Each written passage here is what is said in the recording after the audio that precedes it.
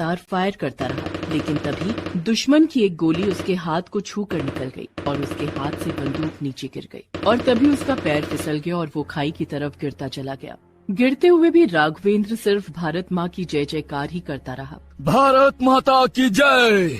भारत माँ की जय जयकार करते करते राघवेंद्र खाई में गिर गया। अब क्या होगा? क्या राघवेंद्र बच पाएगा? मगर कैसे बचेगा? इतनी ऊंची खाई से गिरने के बाद भी क्या भारत माँ का एक वीर सपूत इस तरह मर जाएगा? चलिए इस कहानी को शुरू से शुरू करते हैं। राघवेंद्र बिलासपुर नाम के एक गांव में रहता है। बचपन से उसे आर्मी ज्वाइन करने का सपना था। वो हट्टा कट्टा भी था और पढ़ाई में भी अच्छा था, इसीलिए आसानी से उसे आर्मी में नौकरी मिल गई। उसका सपना पूरा हो गया। राघवेंद्र के पिता मजदूरी करते थे। राघवेंद्र को नौकरी मिलने पर पहली बार उन लोगों को सुख प्राप्त हुआ। राघवेंद्र की माँ जानकी ने उसके पास आकर कहा, बेटा अब तू बड़ा हो गया है और तेरी नौकरी भी लग चुकी है, अब तू शादी कर ले। शादी? मगर मैं ज्यादातर तो बाहर ही रहता हूँ माँ। तभी वहाँ राघवेंद्र के पिता मदन लाल आते हैं। इसलिए तो शादी करना जरूरी है। हम दोनों बूढ़े हो रहे हैं, कभी भी कुछ भी हो सकता है। तू बाहर रहेगा, घर में बहू होगी तो हमारी देखभाल तो कर पाएगी। हाँ ये बात तो है। ठीक है माँ, आप मेरे लिए लड़की खोजिए, मैं शादी के लिए तैयार हूँ। मेरा अच्छा बेटा। जानकी ने लड़की ढूंढना शुरू कर दिया। राघवेंद्र ने एक बड़ा सा घर बनाया, अपने पिता को बहुत सारी जमीन जायदाद खरीद कर दी, अपनी माँ को बहुत सारे सोने के जेवर ला कर दिए। तभी राघवेंद्र से बहुत खुश हुए। उधर पायल नाम की एक लड़की अपने बॉयफ्रेंड से मिलकर घर लौटती है और तभी उसकी माँ बिमला उससे कहती है, बेटी तेरे लिए रिश्ता आया है। रिश्ता? मगर माँ मैं राजीव से प्यार करती हूँ। क्या फायदा ऐसे प्यार का? वो तो एक नल्ला है, नल्ला। कुछ काम धाम तो करता नहीं, बस घूमता फिरता रहता है। उससे शादी करके क्या मरना है तुझे? ये लड़का आर्मी में नौकरी करता है, बहुत बड़ा घर है इसका, जमीन जायदाद है और इनके माता पिता भी बहुत अच्छे हैं। इससे शादी कर ले, बहुत सुखी रहेगी, मैं बता रही हूँ। पायल ये बात जाकर अपने बॉयफ्रेंड राजीव को बताती है। राजीव सच में एक घुमक्कड़ है, काम करना उसे अच्छा नहीं लगता। वो कहता है, क्या सॉलिड प्लान है यार, तो उससे शादी कर ले। वो तो बाहर रहेगा तो हम तो मिलते ही रहेंगे ना, और ऊपर से तू उसका पैसा मुझे देते रहना। हाँ राजीव ये तो अच्छा प्लान है, इस मामले में तेरा दिमाग बहुत अच्छा चलता है।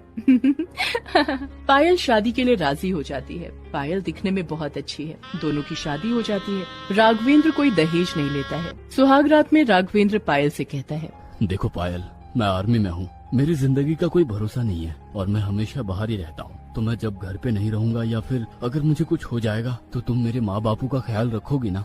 ये सुनकर पायल मन ही मन में सोचती है, अरे यार क्या पका रहा है। और फिर पायल राघवेंद्र से कहती है, आप चिंता मत कीजिए जी, आपके माता पिता तो मेरे भी माता पिता हैं, मैं हमेशा उन दोनों का ख्याल रखूंगी। ये सुनकर राघवेंद्र को शांति मिलती है, मगर तभी उसके पास आर्मी के हेड कमांडो का फोन आता है। राघवेंद्र को तभी एक पहाड़ी इलाके में बुलाया जाता है क्योंकि वहाँ दुश्मनों ने हमला कर दिया है। वो फोन रखकर अपनी यूनिफॉर्म पहन लेता है और जाने के लिए तैयार हो जाता है। तब उसकी माँ जानकी एक लॉकेट लेकर उसके गले में पहना देती है। ये ले बेटा, ये लॉकेट तेरी रक्षा करेगा, अपना ध्यान रखना और लौट कर आना। जानकी और मदन लाल बहुत दुखी हो जाते हैं, लेकिन पायल तो मन ही मन बहुत खुश होती है। राघवेंद्र चला जाता है और सुबह तक लोकेशन पर पहुंच जाता है। वहां वो मेजर प्रणव से मिलता है और दोनों बात करते करते दोस्त बन जाते हैं। वो दोनों बहुत ही अच्छे दोस्त बन जाते हैं। वो दोनों पूरी रात जगकर एक दूसरे से बातें करने लगते हैं। असल में एक दूसरे से बातें करने की आड़ में वो दोनों अपने अपने परिवार से दूर होने का गम भुलाना चाहते हैं। और 2 दिन बाद से दुश्मनों के साथ लड़ाई शुरू होती है। राघवेंद्र और मेजर प्रणव बटालियन को लीड करते हैं। दोनों डटकर दुश्मनों का मुकाबला करने लगते हैं। ऐसी लड़ाई करते करते 2 दिन और बीत जाते हैं। आज सुबह की शुरुआत भी लड़ाई करते करते ही होती है। लड़ाई के बीच प्रणव राघवेंद्र से कहता है, भाई आज और ऊपर जाना है और पूरी तरह सिचुएशन को कंट्रोल में लाना है। आज तुम पीछे रहना, मैं लीड करूंगा। वो तो ठीक है, लेकिन अकेले लीड करने में खतरा हो सकता है। ये लो, ये लॉकेट पहन लो, ये मेरी माँ ने मुझे दिया था और बोला था ये लॉकेट मेरी रक्षा करेगा। मेरी माँ तो तुम्हारी भी माँ हुई ना, ये लो, ये लॉकेट तुम्हारी भी रक्षा करेगा।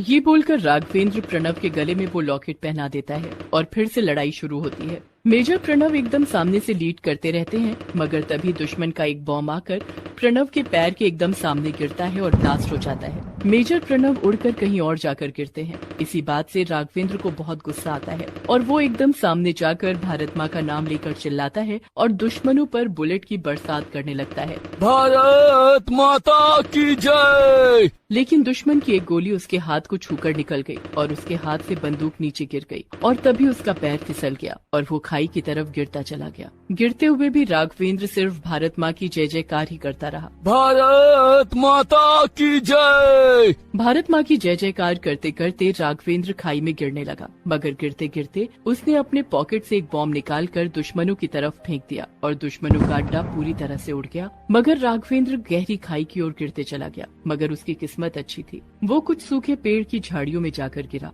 और वो बच गया। मगर उस तरफ राघवेंद्र के बाकी साथी राघवेंद्र को ढूंढने लगे। ऊपर मेजर प्रणव का जला हुआ शरीर पड़ा था। उनका चेहरा इतना जल गया था कि कुछ समझ में नहीं आ रहा था कि ये कौन है, मगर उनके गले में वो लॉकेट था। उस लॉकेट को देखकर सभी को लगा कि यही राघवेंद्र है। मदन लाल, जानकी और पायल के पास संदेश चला गया कि राघवेंद्र अब इस दुनिया में नहीं है। मदन लाल और जानकी रो पड़े। हाय मेरा बेटा, मेरे बेटे को क्या हुआ? हाय मेरा बच्चा, मेरा बेटा।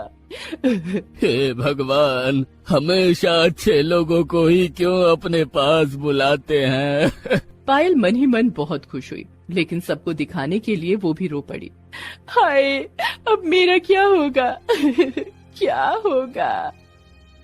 एक दिन कॉफिन के अंदर बॉडी को लाया गया। उसके गले में वो लॉकेट देखकर इन लोगों को भी यकीन हो गया कि यही राघवेंद्र की बॉडी है। बहुत रोना धोना हुआ और उसके बाद उसका अंतिम संस्कार हो गया और इसके बाद से ही पायल ने अपना असली रंग दिखाना शुरू कर दिया। वो मदन लाल और जानकी के ऊपर अत्याचार करने लगी। उन लोगों से खुद का काम भी करवाने लगी। ए बुढ़िया इधर आ, मेरे पैर दबा दे चल। ए बुढ़े जा मेरे लिए चाय बना कर ला। जानकी और मदन लाल पायल के इशारों पर नाचने लगे। हमारे साथ ऐसा क्यों कर रही हो बहू? अगर आज मेरा बेटा जिंदा होता। जिंदा नहीं है ना तेरा बेटा?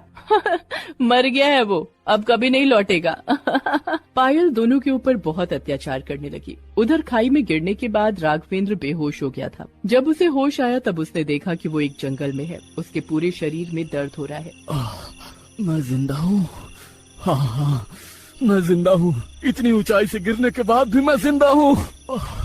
राघवेंद्र उठकर चलने लगा, लेकिन वो जाएगा कहाँ? इतना घना जंगल, ऊपर से राघवेंद्र ने पिछले 2 दिन से कुछ खाया भी नहीं। वो ज्यादा देर चल नहीं पाया। एक पेड़ के पास बैठ गया और बैठकर देखा कि उस पेड़ में बहुत सारे जंगली फल लगे हुए थे। उसने फल तोड़कर खाना शुरू किया। फल खाकर उसके शरीर में शक्ति आई और तभी उसे शेर की आवाज सुनाई दी। अरे बाप रे, लगता है इस जंगल में शेर है। ये बोलकर उसने लकड़ी का टुकड़ा उठाया और तभी झाड़ियों के पीछे से एक शेर ने राघवेंद्र के ऊपर छलांग लगा दी। तो राघवेंद्र ने उस लकड़ी का इस्तेमाल करके अपने आप को बचाने की कोशिश की और उसने लकड़ी को शेर के मुंह में रख दिया, जिससे वो शेर अपना मुंह बंद ही नहीं कर पाया और वो भाग गया।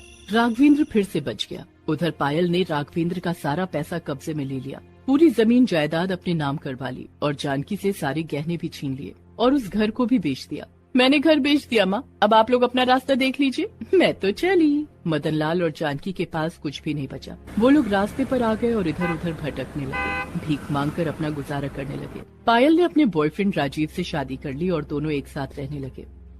उधर जंगल में राघवेंद्र को एक नदी मिली। नदी के उस पार एक रास्ता है जहाँ से गाड़ियाँ जा रही हैं। राघवेंद्र ने नदी में छलांग लगा दी। नदी में बहुत सारे मगरमच्छ हैं। सभी ने राघवेंद्र पर अटैक किया, लेकिन राघवेंद्र ने बहुत ही चतुराई से सभी मगरमच्छों से बचकर नदी पार कर ली और फिर रास्ते में एक ट्रक को हाथ दिखाकर रोका और फिर ट्रक में बैठकर अपने घर की ओर चल दिया। एक ही दिन के अंदर वो घर पहुंच गया। घर के बाहर आकर उसने दरवाजा खटखटाया। माँ, मैं आ गया हूँ माँ। माँ! लेकिन किसी और ने आकर दरवाजा खोला। ये क्या? आप कौन हो? मेरी माँ, मेरे पिताजी कहाँ हैं? मेरी पत्नी पायल, वो कहाँ है? उस आदमी से राघवेंद्र को पता चला कि पायल ने ये घर बेच दिया। आसपास के लोगों से पता चला कि जानकी और मदन लाल अभी रास्ते में भीख मांगते हैं। राघवेंद्र तभी दौड़कर रास्ते पर गया और देखा उसकी माँ और पिताजी भीख मांग रहे हैं। ये देखकर उसकी आंखों में आंसू आ गए। अचानक से अपने बेटे को देखकर दोनों को यकीन ही नहीं हुआ। तू जिंदा है बेटा, तू जिंदा है। मगर उस बॉडी में तो वो लॉकेट था। तब राघवेंद्र ने सब कुछ खुलकर बताया कि कैसे उसने वो लॉकेट मेजर प्रणव को दे दिया था और कैसे वो खाई में गिर गया था। उसके बाद जानकी ने पायल के बारे में सब कुछ बताया।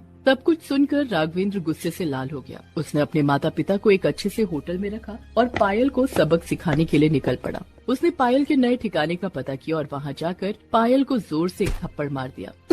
तुम में शर्म नाम की कोई चीज है कि नहीं? मेरे ना रहने का फायदा उठाकर तुमने मेरे माँ पिताजी को रास्ते में बिठा दिया। अब चलो, तुमको तुम्हारी असली जगह दिखाता हूँ। ये बोलकर राघवेंद्र पायल और राजीव को पुलिस स्टेशन ले गया और दोनों को जेल में बंद